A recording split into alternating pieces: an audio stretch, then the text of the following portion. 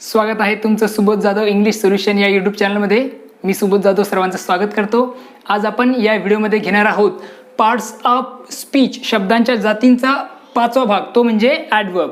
यामध्ये आपण आजच्या व्हिडिओमध्ये कव्हर करणार आहोत ॲडवर्ब म्हणजे काय, ॲडवर्बच्या ज्या काही काइंड्स आहेत, ॲडवर्बचे जे प्रकार आहेत ते आपण काय करणार आहोत या व्हिडिओमध्ये समजून घेणार आहोत. सर्वात महत्त्वाची सूचना अशी आहे की पार्ट्स ऑफ स्पीच जे 8 पार्ट्स आहेत त्याच्या सर्वांच्या लिंक तुम्हाला डिस्क्रिप्शनमध्ये मिळून जातील. त्यामुळे डिस्क्रिप्शनमध्ये जा आणि सर्व व्हिडिओ तुम्ही त्यामध्ये जाऊन बघू शकता. त्याच्या लिंक तुम्हाला तिथे मिळून जातील.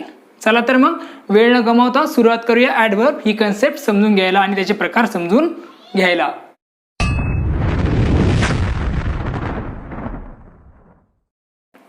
पाचवा प्रकार तो म्हणजे ॲडवर्ब. ॲडवर्बला मराठीमध्ये म्हणतात क्रियाविशेषण. तर याची व्याख्या बघूया अगोदर काय दिली बघा. An adverb which qualifies a verb, an adjective or another adverb.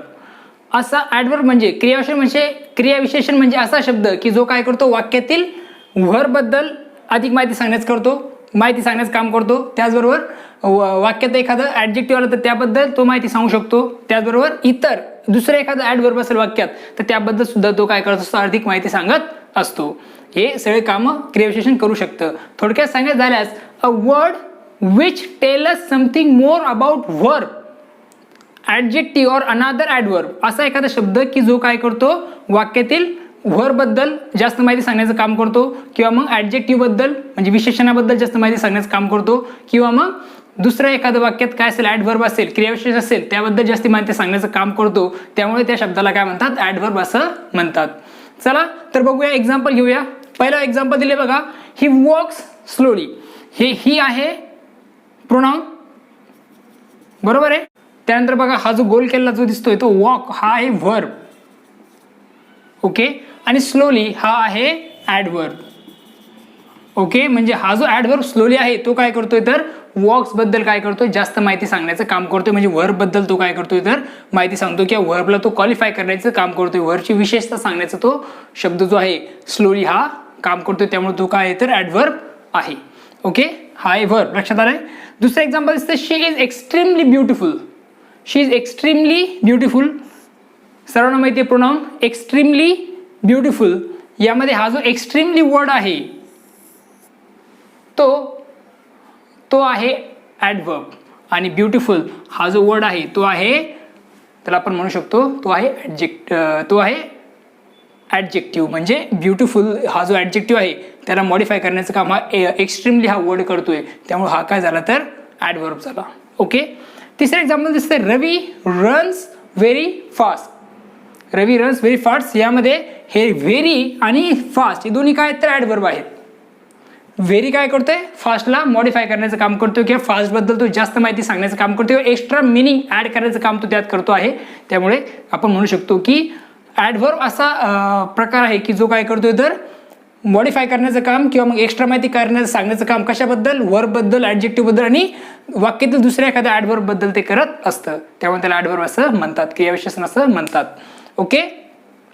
त्याचे काही प्रकार आहेत बघा. त्यातला पहिला प्रकार ॲडवर्ब ऑफ टाइम, दुसरा आहे ॲडवर्ब ऑफ प्लेस, तिसरा आहे ॲडवर्ब ऑफ मॅनर, चौथा आहे ॲडवर्ब ऑफ फ्रिक्वेन्सी, पाचवा आहे ॲडवर्ब ऑफ डिग्री, सहावा आहे ॲडवर्ब ऑफ रिझन, सातवा आहे ॲडवर्ब ऑफ अफर्मेशन, आठवा आहे इंटरोगेटिव्ह ॲडवर्ब्स, नववा आहे ॲडवर्ब ऑफ निगेटिव्ह, आणि दहावा आहे रिलेटिव्ह ॲडवर्ब्स. तर आता आपण काय करणार आहोत, हे सर्व जे प्रकार आहेत ते 1 बाय 1 आपण डिस्कस करणार आहोत. चला तर पहिल्या प्रकाराला सुरुवात करूया. ॲडजेक्टिव्हचा पहिला प्रकार तो म्हणजे adverb.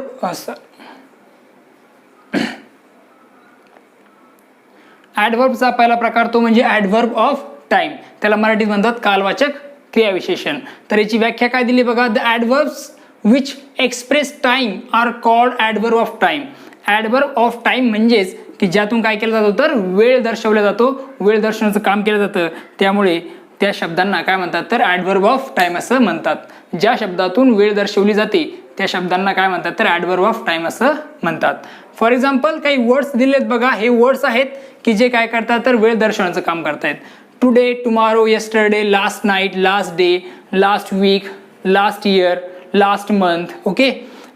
Late, next day, next week, next month, next year, okay. Just, ago, early, already, present, presently, shortly, now, then, before, since etcetera हे जे शब्द आहेत हे काय तर वेळदर्शक शब्द आहेत, तेव्हा आपण त्यांना काय म्हणतोय तर ॲडव्हर्ब ऑफ टाइम असं म्हणतो. या शब्दांना आपण काय म्हणतो ॲडव्हर्ब ऑफ टाइम असं म्हणतो. ओके, एक्झाम्पल घेतल्यावर कळेल तुम्हाला. ही केम यस्टरडे, हा जो यस्टरडे आहे तो कशानंतर आला आहे, तो माहिती सांगतोय कशाबद्दल, केम बद्दल, व्हर्ब बद्दल, त्यामुळे तो आहे ॲडव्हर्ब. पण हा जो आहे तो कुठला आहे तर यस्टरडे म्हणल्यानंतर तो ॲडव्हर्ब ऑफ टाइम आहे, वेळ दर्शनाचं काम करतोय. दुसरं एक्झाम्पल आहे स्नेहा कम्स हिअर डेली. आता हा जो शब्द आहे हिअर डेली, सॉरी, हा जो डेली शब्द आहे तो काय तर इथे आपण सांगू शकतो ॲडव्हर्ब ऑफ टाइम आहे, वेळ दर्शनाचं काम त्यातून होत आहे, त्यामुळे आपण त्याला म्हणतो की this is adverb of time. Okay, आता यातलं एक गोष्ट लक्षात ठेवायची, ॲडव्हर्ब ऑफ टाइम कसं ओळखायचं तर लक्षात ठेवायचं की ज्यावेळेस प्रश्न हा व्हेनने विचारला जाईल आणि तुम्हाला जर हा शब्द जो आता अंडरलाईन केलेला बघा, यस्टरडे असेल, सॉरी गोल केलेला किंवा डेली असेल, हे जर तुम्हाला आन्सर मिळत असेल तर समजून चालायचं तो ॲडव्हर्ब ऑफ टाइम आहे. आता एक्झाम्पल बघा, ही कम्स यस्टरडे, जर याचा क्वेश्चन बनवलं आणि आन्सर जर आपल्याला यस्टरडे पाहिजे असेल आणि व्हेन पासून जर प्रश्न बनवला आणि आपल्याला जर आन्सर यस्टरडे येत असेल तर डेफिनेटली हे काय तर यस्टरडे हा शब्द जो आहे तो काय तर ॲडव्हर्ब ऑफ टाइम आहे. मग याला क्वेश्चन बनवण्यासाठी बघा कसं बनवलं जाईल, when did he come, when did he come, याचा क्वेश्चन बनवला तो कसा होईल, when did he come. Answer आपल्याला येईल, त्याचा आन्सर लिहिता येईल ही केम यस्टरडे, म्हणजे बरोबर तो काय ॲडव्हर्ब ऑफ टाइम आहे. म्हणजे आन्सर ऑफ व्हेन हे जे असतात आन्सर ऑफ व्हेनचंच आपल्याला सांगता येईल. त्यानंतर पुढचा जो आहे दुसरा प्रकार तो म्हणजे ॲडव्हर्ब ऑफ प्लेस, यालाच म्हणतात मराठीमध्ये स्थलवाचक क्रियाविशेषणे. ओके, तर याची व्याख्या काय दिली बघा, the adverbs which express place are called adverb of place. म्हणजेच या ॲडव्हर्बमध्ये काय झालं दाखवलं असतं तर एक्सप्रेस केलं असतं जागा, स्थळ काय केलं असतं तर एक्सप्रेस केलेलं असतं, त्यामुळे त्याला ॲडव्हर्ब ऑफ प्लेस असं म्हणतात. आता हे काही शब्द आहेत बघा दिलेले आहेत, तर हे काय तर सगळे ॲडव्हर्ब ऑफ प्लेसला रिलेट करतात. मग त्यामध्ये here, there, down, above, below, everywhere, nowhere, somewhere, anywhere, without, for, near, sorry far, near, backyard, inside, outside, outside, indoor, हे काय तर ते शब्द आहेत की जे काय करतात तर रिलेट करतात कशाला, ॲडव्हर्ब ऑफ प्लेसला. एक्झाम्पल घेऊया, the accident took place there. There हा शब्द जो आहे तो जागा, प्लेस सांगण्याचं तो काम करतोय. He was sitting here, here हा जो शब्द आहे तो जागा सांगण्याचं काम करतोय, म्हणजे तो काय तर ॲडव्हर्ब ऑफ प्लेस, हे दोन्ही आहेत आपण सांगू शकतो. शी लुक्ड अप, अप कुठं पाहते ती, अप बघते, वरती बघते, म्हणजेच काय तर ते सुद्धा काय करतं एक प्लेसला रिप्रेझेंट करण्याचं काम करत आहे. इथे लक्षात ठेवायचं आहे की ज्यावेळेस तुम्हाला आन्सर मिळेल व्हेअरचं, म्हणजे व्हेअरने जर प्रश्न विचारला आणि तुम्हाला जर हे गोल केलेलं आन्सर मिळालं तर समजून चालायचं की ते काय आहे तर ॲडव्हर्ब ऑफ प्लेस आहे. मग आता आपण समजा शी लुक्ड अप, याला आपण काय करूया तर प्रश्न बनवूया. तर मग आता प्रश्न जर बनवला कसा येईल बघा, तो प्रश्न येईल शी लुक्ड अप पासून प्रश्न बनवतोय मी, तर याचा प्रश्न येईल वेअर डिड शी लुक. याचा आन्सर तुम्हाला हेच येईल, शी लुक अप, अदरवाइज शी लुक डाऊन. डाऊन सुद्धा कशामध्ये येतं, ॲडव्हर्ब ऑफ प्लेस मध्ये येतं. ओके, त्यानंतर the accident took place here, याचा जर प्रश्न बनवला तुम्ही तर याचा प्रश्न कसा होईल तयार, तर बघा the accident took place here, तर याचा आन्सर प्रश्न घेऊ शकतो तुम्ही, where did the accident take place. याचा आन्सर तुम्हाला मिळेल the accident took place there, किंवा तुमची जागा सांगितलेली असेल त्यामुळे आपण त्याला म्हणतो ॲडव्हर्ब ऑफ प्लेस असं आपण त्याला म्हणतो. चला तर आता पुढच्या तिसऱ्या प्रकाराकडे वळूया. ॲडव्हर्बचा तिसरा प्रकार तो म्हणजे ॲडव्हर्ब ऑफ मॅनर आपण बघतोय.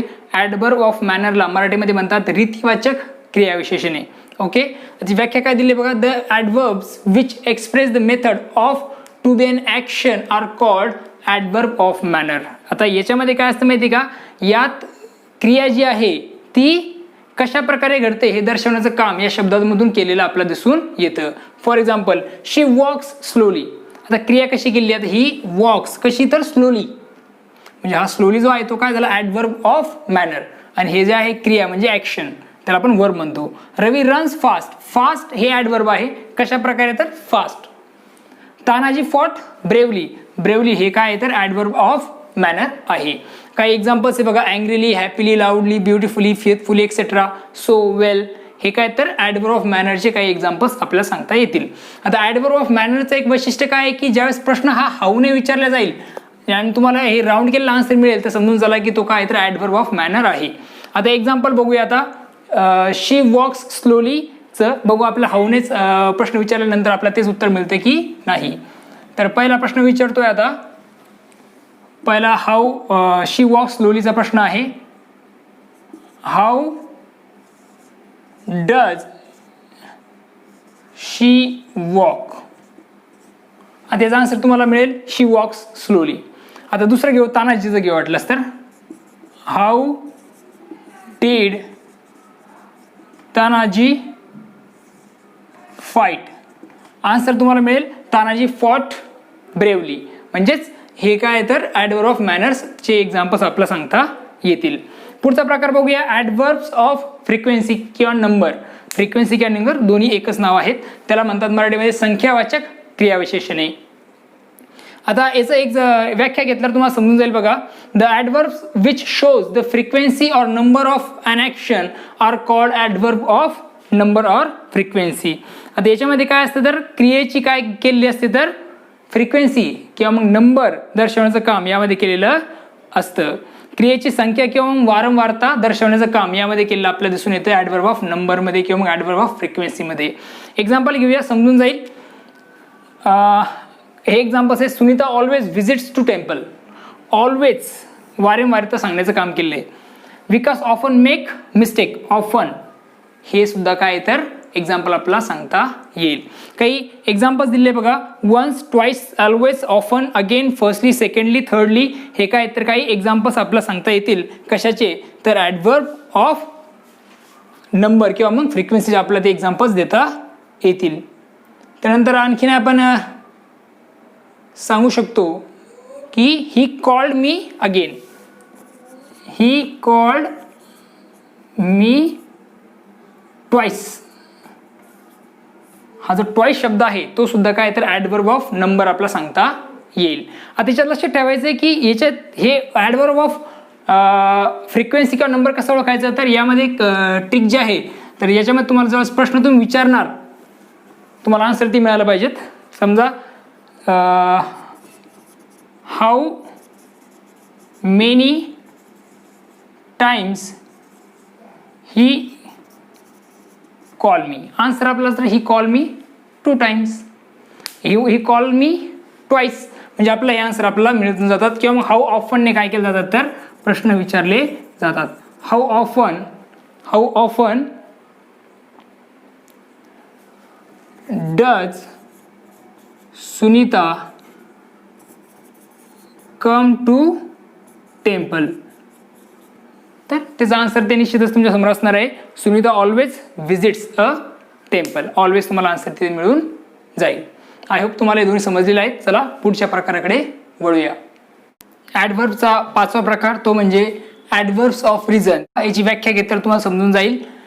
The adverbs which express the sense of reason are called, ज्यामध्ये काय एक्सप्रेस केलं जातं तर सेन्स ऑफ रिझन, ज्यामध्ये काय असतो कारणाचा एक प्रभाव असतो, सेन्स असतो कशाचा तर रिझनचा, कारणांचा, त्याला आपण काय म्हणतो ॲडव्हर्ब ऑफ रिझन असं म्हणतो. एक्झाम्पल बघूया.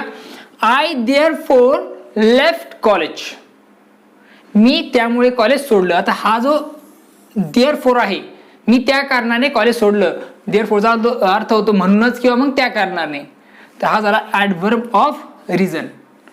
शी वॉज हेन्स फाईन, आता हेन्सचा अर्थ होतो म्हणून, तिला म्हणूनच फाईन झाला.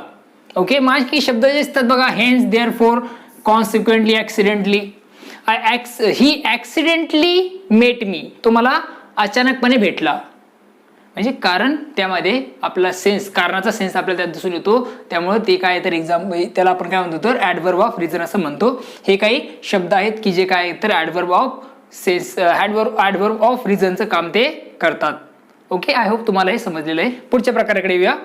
ॲडव्हर्ब्स ऑफ अफर्मेशन. अफर्मेशन म्हणजे होकारार्थी.